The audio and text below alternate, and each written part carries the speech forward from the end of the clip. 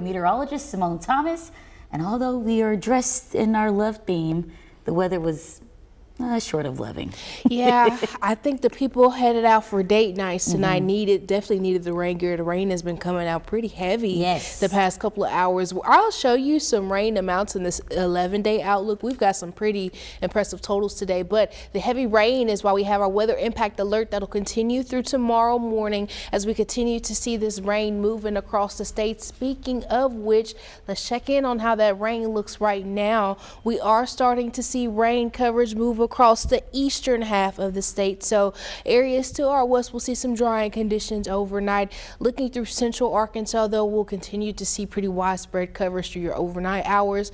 The closer we get to sunrise, the less of an opportunity for the showers as the rain starts to dwindle down, and we'll look to see some breaks in the clouds tomorrow. All of those details again are coming up in your 11-day outlook, so make sure you stick around. All right, Simone, thank you. Well, an investigation is underway after a homicide in BB. Yesterday afternoon, White County 911 received a call that someone discovered their neighbor dead at a residence. Once reaching the scene, police determined it was a homicide.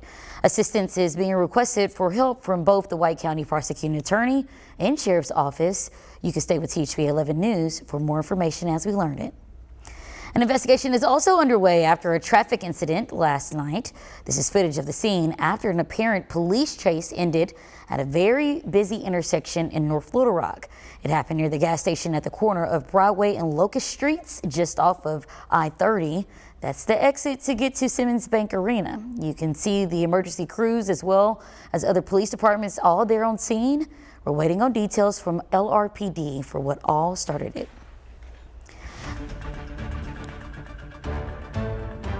A partial government shutdown is in effect, focused on the lack of funding for the Department of Homeland Security. This coming as congressional lawmakers went home without passing a budget bill. TSA employees, the Coast Guard, and FEMA will not receive pay. The shutdown is sparked by federal immigration officer tactics in Minnesota, leading to the deaths of two Americans. That's Renee Good and Alex Preddy.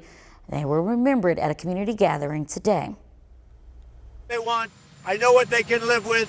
The Democrats have gone crazy. To ensure that ICE is actually reined in is to change things dramatically, boldly, meaningfully through legislation. And that's what this showdown is all about.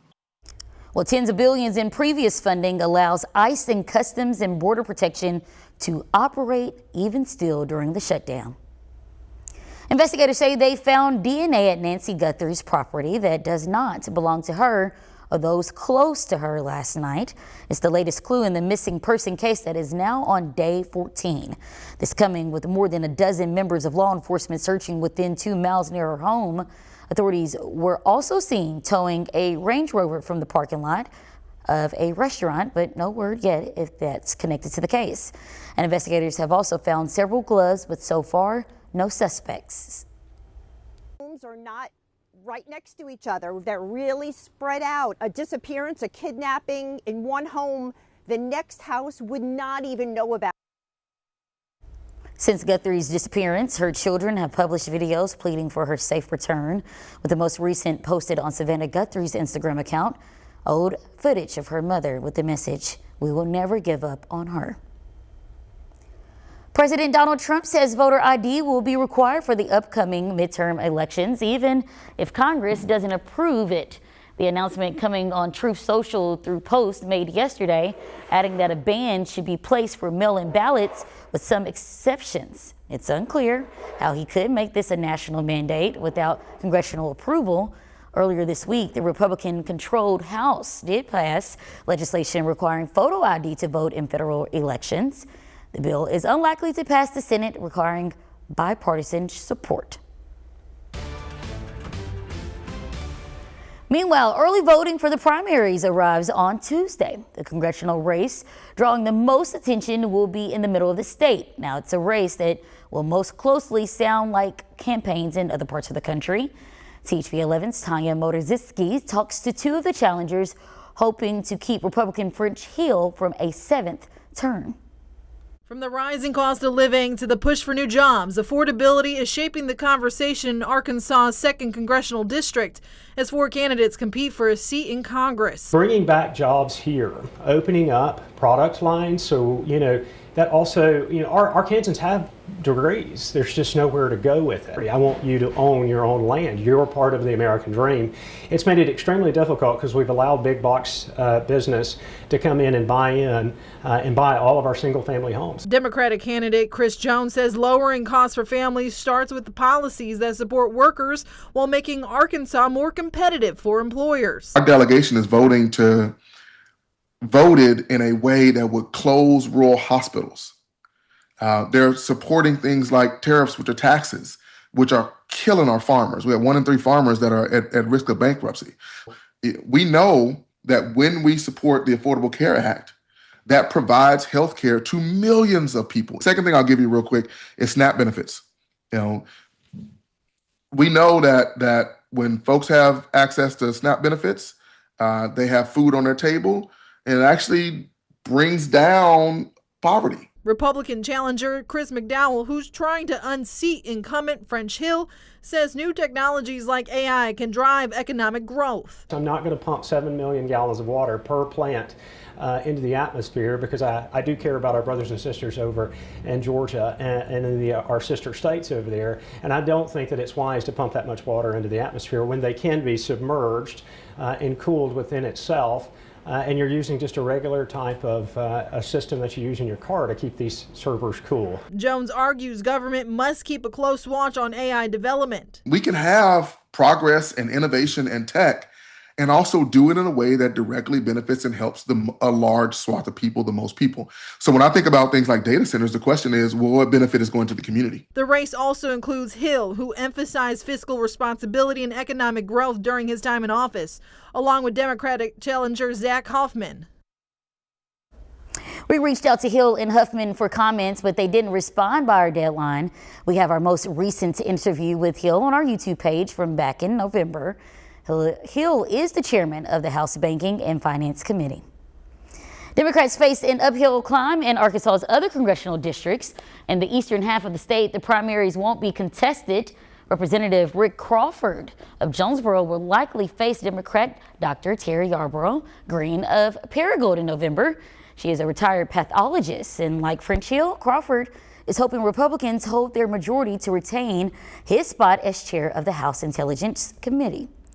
A similar situation in Northwest Arkansas, where Representative Steve Womack won't face a challenge until November. There is one person running unopposed as a Democrat, that is Rob Reversey, and filed as an independent is progressive Christopher Hosever. Womack is seeking his 9th term and sits on the powerful House Appropriations Committee. Now, Democrats in the western and southwestern parts of the state will have to decide who would challenge Republican Bruce Westerman in November. Steve O'Donnell is a Navy veteran and business owner originally from Sevier County. James Russell lost to Chris Jones in the wide open Democratic primary for governor. That was back in 2022. He now hopes to challenge Westerman. Well, if you live in Central Arkansas and are looking to serve and protect your fellow Arkansans, this public service offer might be for you. North Little Rock Police Department is hiring. It is looking to add entry-level police. The starting salary is at more than $55,000. You must be a U.S. citizen and 21 years old at your starting date. A high school diploma or equivalent is required, and applications are being accepted now through March 20th. Throughout Central Arkansas, there were activities couples could participate in to express their love towards each other today. With the spirit of Valentine's Day, the William Lehman Library in North Little Rock hosted a group wedding this morning. Several nuptials and renewals were made at this event, and ordained ministers helped to officiate. Now, we spoke to one couple to find out their post-wedding plans. After this, we are having a family moon, and we're actually headed to Mardi Gras down Louisiana to celebrate with some family. But my mom didn't get an opportunity to see me walk down the aisle because we kind of just got married and she wasn't living here. So being her only daughter, this was her opportunity to actually see me walk down the aisle. So it's more than just a renewal for me. Love that. Well, it was filled with live music, dancing, and even a photographer there as well to capture photos. Well, if you're a Barbie fan, then this one is for you. The Barbie Truck tour made a stop right here in Little Rock at the Promenade in Chenal, showcasing many things along with its iconic light pink colored vehicle. While it was a one-day event, it offered limited edition merchandise, providing for an exclusive experience. Some items available include sweaters, water bottles, and bags, just to name a few. Actually the most busy that I've ever worked. People freaking loved it. We had a whole setup earlier. People were making a bunch of videos. They were taking so many pictures. It has been absolutely amazing. It has been great. Well, this was all a part of a nationwide tour each Saturday. If by chance you missed it, its next stops will be throughout the state of Texas.